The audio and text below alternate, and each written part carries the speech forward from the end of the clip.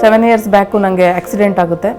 So ಅಲ್ಲಿ completely ನನ್ನ ಬೆನ್ಮೂಳೆ ಮುರಿದಿರೋ ಒಂದು ರೀಸನಿಂದ ನನ್ನ ಸೊಂಟದಿಂದ ಪಾದದವರೆಗೂ ಸ್ಪರ್ಶನ ಕಳ್ಕೊಳ್ತೀನಿ. ಸೊ ಇವತ್ತು ಸೆನ್ಸ್ ಇಲ್ದಿರೋ ಒಂದು ಬಾಡಿ 80% ಡಿಸಬಿಲಿಟಿ ಇದೆ. ವೀಲ್ಚೇರೇ ಇವತ್ತು ನನ್ನ ಜೀವನ ಆಗಿದೆ. ವೀಲ್ಚೇರ್ ಮೇಲೆ ಇದ್ದು ದುಡಿತಾ ಇದ್ದೀನಿ, ಶ್ರಮಿಸ್ತಾ ಇದ್ದೀನಿ. ಮಣ್ಣಿನ ಆಭರಣ ಮಾಡ್ತಾ ಮಗನ ಜೊತೆ ಒಂದು ಯೂಟ್ಯೂಬ್ ಚಾನಲ್ ಕೂಡ ನಡೆಸ್ಕೊಂಡು ಜೀವನ ನೆಮ್ಮದಿಯಾಗಿ ಸಾಗ್ತಾ ಇದೆ.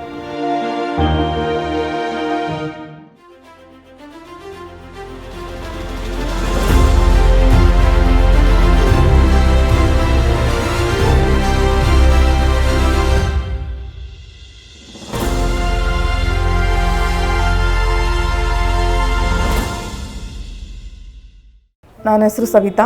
ನಾನಿರೋದು ಬೆಂಗಳೂರಲ್ಲೇ. ಆ್ಯಕ್ಚುಲಿ ನನ್ನ ಲೈಫು ನಾರ್ಮಲ್ ಜನಗಳಂತೆ ಇತ್ತು. ಕೈ ಕಾಲೆಲ್ಲ ಚೆನ್ನಾಗಿರ್ತಿತ್ತು, ಎಲ್ಲ ಕೆಲಸಗಳನ್ನ ಮಾಡ್ಕೊಳ್ತಿದ್ದೆ, ಬೇರೆಯವ್ರಿಗೂ ಕೆಲಸಗಳನ್ನ ಮಾಡಿಕೊಡ್ತಿದ್ದೆ, ಮನೆ ನಿಭಾಯಿಸ್ತಿದ್ದೆ, ಮಗು ನಿಭಾಯಿಸ್ತಿದ್ದೆ.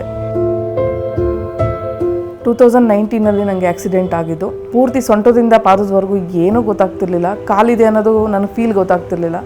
ಬಟ್ ಇವತ್ತೆಲ್ಲ ನಾಳೆ ಸರಿ ಹೋಗುತ್ತೆ ಅನ್ನೋದು ಒಂದು ನಂಬಿಕೆ ಇತ್ತು. ಬಟ್ ಆ ನಂಬಿಕೆ ಇವತ್ತವರೆಗೂ ನಿಜನೇ ಆಗಿಲ್ಲ. ಕಂಪ್ಲೀಟ್ಲಿ ಬೆಡ್ ರಿಡನು 4 ಇಯರ್ಸ್ ನಾನು. ಸೊ ಹಸ್ಬೆಂಡ್ ಮನೇಲೇ ಇರ್ತೀನಿ. ಆ ಟೈಮಲ್ಲಿ 4 ಗೋಡೆ ಮಧ್ಯೆ ನನ್ನ ಜೀವನ ನಡೆದ್ಬಿಡ್ತಾ ಇದೆಯಲ್ಲ ಅಂತ ನನಗೆ ಒಂದು ಕಡೆ ಬೇಸರ ಆಗ್ತಿತ್ತು. ತುಂಬ ಡಿಪ್ರೆಷನ್ ಲೆವೆಲ್ಗೆ ಹೋಗಿದೆ. ಯಾವ ಮಟ್ಟಿಗೆ ಅಂದರೆ 2 ಟೈಮು ನಾನು ಸೂಸೈಡ್ ಅಟೆಂಪ್ಟ್ ಮಾಡಿದ್ದು. ಬಟ್ ಆ ಸೂಸೈಡಲ್ಲಿ ಕೂಡ ನಾನು ಬದುಕಿದ್ದೀನಿ.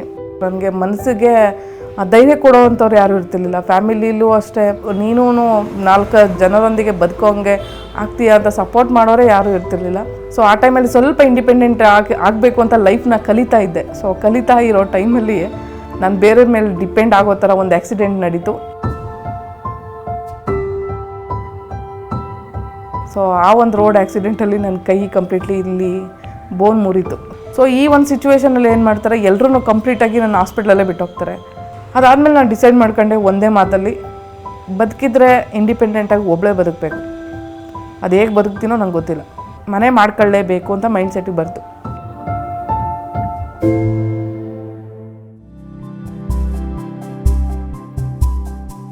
ಅಲ್ಲಿಂದ ಒಂದು ಬಾಡಿಗೆ ಮನೆ ಹುಡುಕ್ತೀನಿ. ನನಗೆ 1.5 ವರ್ಷ 1.25 ವರ್ಷ ನಾನು ಒಬ್ಬಳೇ ಬದುಕಿದ್ದು. ಸೊ ಎಲ್ಲ ಕೆಲಸಗಳು ಮಾಡ್ಕೊಳ್ತಾ, ಬಟ್ಟೆ ಒಗೆಯೋದಾಗಿರ್ಬೋದು, ಬಟ್ಟೆಗಳು ವೇರ್ ಮಾಡೋದಾಗಿರ್ಬೋದು, ಪ್ರತಿಯೊಂದೂ ನಾನು ಬೆಡ್ಡಿಂದ ವೀಲ್ಚೇರ್ಗೆ ಶಿಫ್ಟ್ ಆಗೋ ಒಳಗಡೆ ಎಲ್ಲ ಮಾಡ್ಕೋಬೇಕು. ಅದಾದಮೇಲೆ ಅಡುಗೆ ಮನೆಗೆ ಬಂದು ಅಡುಗೆ ಮನೆ ಕೆಲಸಗಳನ್ನೆಲ್ಲ ನಾನು ವೀಲ್ಚೇರಲ್ಲೇ ಮಾಡೋವಂಥದ್ದು. ಸೊ ಅದು ಬಿಟ್ಟರೆ ಎಲ್ಲ ಕೆಲಸಗಳು, ಪ್ರತಿಯೊಂದು ಕೆಲಸನೂ ವೀಲ್ಚೇರ್ ಇಲ್ಲದೆ ನಂದು ಕೆಲಸಗಳನ್ನ ನಡೆಯಲ್ಲ.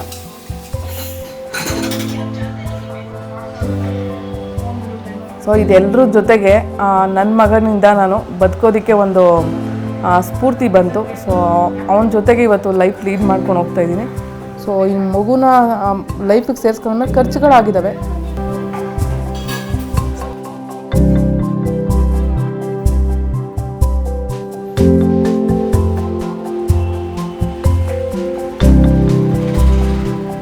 ಸೊ ಫುಡ್ ಡೆಲಿವರಿ ಮಾಡೋ ಅಂಥದ್ದು ಒಂದು ಸಿಚುವೇಶನು ಕೂಡ ಬರುತ್ತೆ.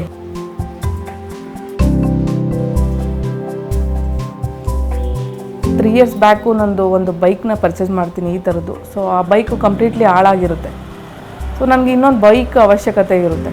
ಸೊ ಆ ಬೈಕು ಕೊಡಬೇಕಾದ್ರೆ ನೀವು ಇನ್ನೊಂದು ಜಾಬ್ ಮಾಡಬೇಕು. ಯಾಕಂದರೆ ಬೈಕ್ ಜೊತೆಗೆ, ಬೈಕಂತೂ ಫ್ರೀ ಕೊಡ್ತಾಯಿದ್ದೀವಿ.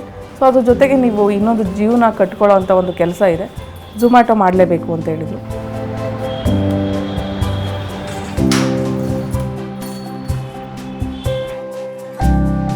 ಸೊ ನನಗೆ ಬೈಕ್ ಅವಶ್ಯಕತೆಯೂ ಇತ್ತು, ಮತ್ತು ಜೊತೆಗೆ ಕೆಲಸದ ಅವಶ್ಯಕತೆಯೂ ಇತ್ತು. ಝೊಮ್ಯಾಟೊ ಫುಡ್ ಡೆಲಿವರಿ 6 ರಿಂದ 7 ತಿಂಗಳಂತೂ ಮಾಡ್ತೀನಿ. ಸೊ ಅದಾದಮೇಲೆ ಝೊಮ್ಯಾಟೊ ಕಂಪ್ಲೀಟ್ಲಿ ಸ್ಟಾಪ್ ಮಾಡಿದೆ.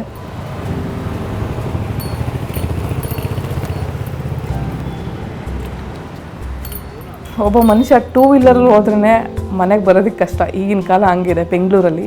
ಬಟ್ ಹೊರಗಡೆ ಒಂದು ಓಡಾಟ ಇದೆಯಲ್ಲ, ಅದರಲ್ಲಿ ನಾರ್ಮಲ್ ಆಗಿರೋ ಮನುಷ್ಯರಾದರೆ ಬಿದ್ದರೆ ಎದೋಳೋ ಅಷ್ಟು ಕೆಪಾಸಿಟಿನಾದರೂ ಇರುತ್ತೆ. ಸೊ ನಾವು ವೀಲ್ಚೇರಲ್ಲಿ ಏನಾದರೂ ಸಡನ್ಲಿ ಬಿದ್ದೋ ಅಂದರೆ ಎದೋಳೋ ಕೆಪಾಸಿಟಿ ನಮಗಂತೂ ಇರೋಲ್ಲ.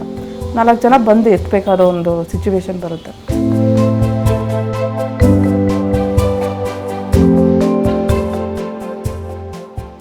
ಸೊ ಅದಾದಮೇಲೆ ಮಣ್ಣಿನ ಜ್ಯುವೆಲರಿಗಳನ್ನೇ ಮಾಡ್ತಾ ಮನೆಯಲ್ಲಿ.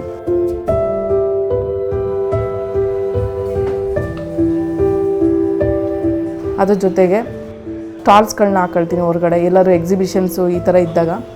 ಸೊ ಇವತ್ತು ನಾನು ಅನ್ನ ತಿಂತಾಯಿದ್ದೀನಿ ಅಂದರೆ ಅದು ಮಣ್ಣಿನ ಜ್ಯುವೆಲರಿ ಆಭರಣಗಳನ್ನ ಮಾರಿನೇ ನನ್ನ ಜೀವನ ನಾನು ಮಾಡ್ತಾಯಿದ್ದೀನಿ.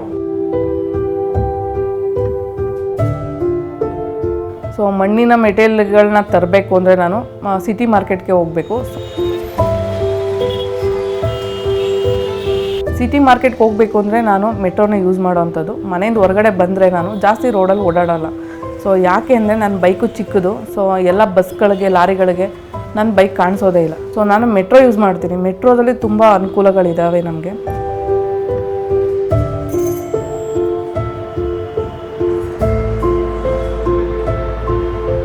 ಸೊ ನಾನು ಮೆಟ್ರೋ ಬಂದು ನಾಗಸಂದ್ರ ಮೆಟ್ರೋ ಹತ್ತಿದ್ರೆ ನಾನು ಹೋಗಿ ಚಿಕ್ಕಪೇಟೆ ಮೆಟ್ರೋ ಇಳಿತೀನಿ.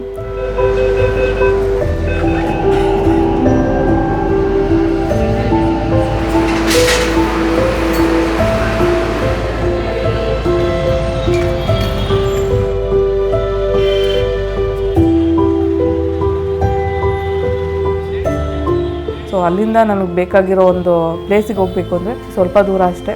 ಆ ಜನಸಂದಣಿ ಮಧ್ಯದಲ್ಲಿ ನಾನು ಸ್ವಲ್ಪ ಹೋಗಿ ನನಗೆ ಏನು ಬೇಕಿದೆ ಮೆಟೀರಿಯಲು, ನನ್ನ ಕೆಲಸಗಳಿಗೆ ಏನು ಬೇಕಿದೆ ಅದೆಲ್ಲ ಮೆಟೀರಿಯಲ್ನ ನಾನೇ ಪರ್ಚೇಸ್ ಮಾಡ್ಕೊಂಡು ಬರೋವಂಥದ್ದು.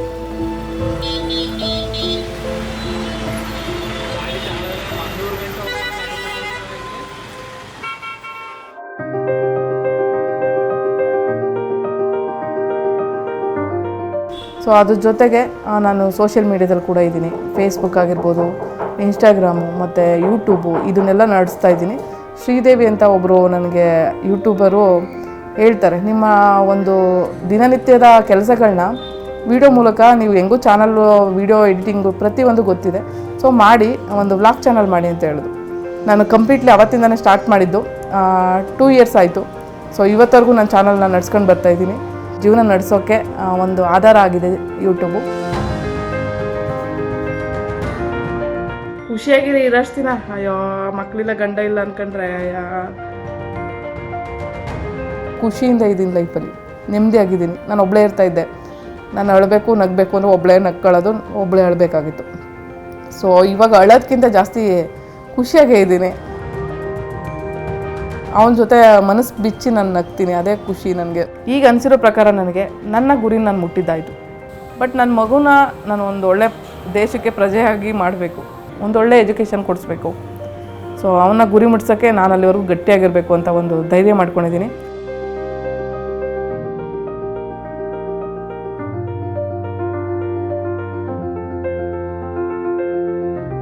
ನನ್ನ ಗುರಿ ಅನ್ನೋದಕ್ಕಿಂತ ಮಗುವಿನ ಒಂದು ಭವಿಷ್ಯದ ಗುರಿ ಅಂತ ನಾನು ನಡೀತಾ ಇದ್ದೀನಿ.